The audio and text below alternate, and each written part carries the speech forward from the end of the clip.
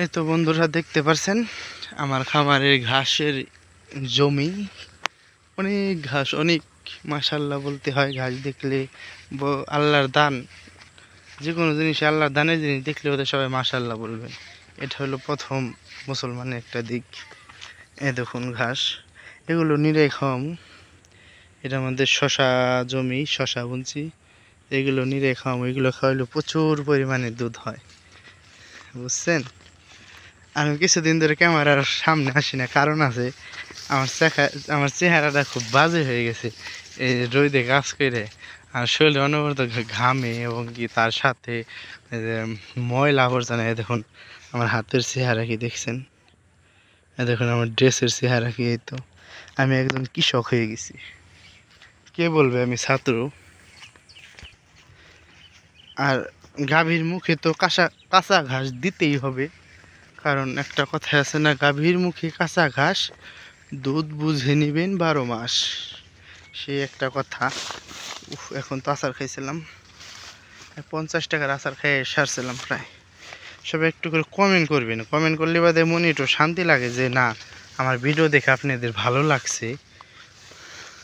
দেখুন কত ঘাস, আমাদের এই জমিটা পুরোটাই ঘাস আছে।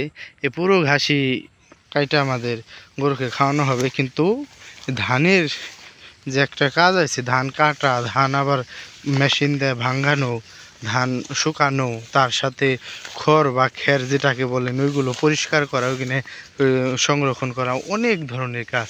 আর এই পুরো একটা রোদ, আজকে 36 ডিগ্রি নাকি 32 ডিগ্রি সেলসিয়াস এই রোদ উঠছিল, সঠিক খেয়াল নাই। দেখছেন কত ঘাস, ঘাস দেখলে ওদের মন ভরে যায়। আবার গরুতে খাবে না কেন? কিছু কিছু ভাই বোনেরা বলেন, ভাই আমার খামারের ঘাস আছে কিন্তু গুদে ঘাস বা ছোট ঘাস খাওয়ালে বাদে পাতলা পায়খানা করে। সেটার কারণটা কি, সেটার কারণটা এখন বলে দিতেছি।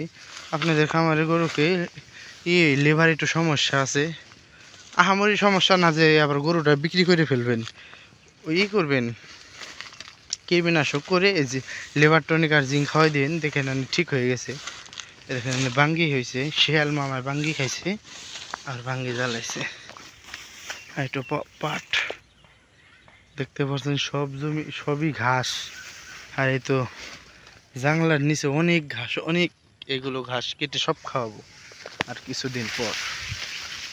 গরুকে ঘাস খাওয়ানোর পালা। এই দেখুন প্রচুর ঘাস জাংলার নিচে, দেখছেন খালি ঘাস আর ঘাস। মিষ্টি কদ্দু সব ছিঁড়ে ঘরে নেওয়া হয়েছে, ছিঁড়া হয়েছে, ঘরে নিয়ে থুয়ে দিছি শুকায়। দাম যখন পাই তখন বিক্রি করব, আর না পাইলে তো স্বপ্নরাজ থাকলে স্বপ্নরাজ খাইতো। ওকে তো আমি অনেক মিষ্টি কুমড়া খাওয়াইছি, তার কোনো হিসাব নাই। এখন স্বপ্নরাজের পরে আরেকটা সারগু রয়েছে, ওকে খাওয়াবো, ওর কোনো নাম দেওয়া হয় নাই।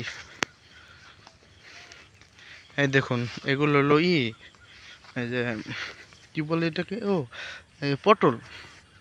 আমাদের একটা জমিতে কত ধরনের সবজি বোনা হয়েছে, সবই এক এক করে একটু দেখাই দিতেছি। এদিকের হলো ঘাস কেটে খাওয়ানো হয়েছে, এত ঘাস আবার নতুন করে জ্বালাইতেছে। আর কিন্তু পটল বোনা হয়েছে, পটল আইছে, পটল খাওয়া হইতেছে। দেখুন কত ঘাস, যেখানে যাই সেখানেই ঘাস। গাভীর মুখে কাঁচা ঘাস, দুধ বুঝে নেবেন 12 মাস, এটা কথা আছে না।